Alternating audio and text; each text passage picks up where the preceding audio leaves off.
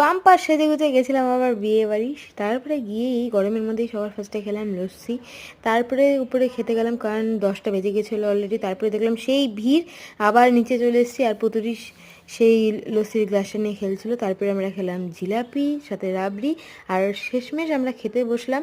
তো আমার পাশে এক পাড়াতো জেঠু বসেছিল, সে আবার দেখে নিচ্ছিল যে কী কী খাবে কী খাবে না। তারপরে পড়লো আমাদের পাতে স্যালাড আর হচ্ছে বেবি নান, সাথে হচ্ছে আবার চানা মশলা, হ্যাঁ ওর মধ্যে পনিরও ছিল, একটা পেয়েছি আমি। সেটা খাওয়ার পরে কুমড়ো ভাজা, তারপরে হচ্ছে এঁচোড় চিংড়ি, হ্যাঁ ভাতও দিয়েছিল। আর মাছ, আমার কাতল মাছ একদম মানে ভালো লাগে আর কি, বড় মাছ একটা গন্ধ করার জন্য আমি লেবু দিয়েই খেতে বেশি পছন্দ করি। আর হ্যাঁ, বিয়েবাড়িতে আমার পাতে মাংস পড়বেই, তাছাড়া বিয়েবাড়ি আমার জন্য অসম্পূর্ণ। আর মাংসটা একটু সিদ্ধ হলে ভালো হতো।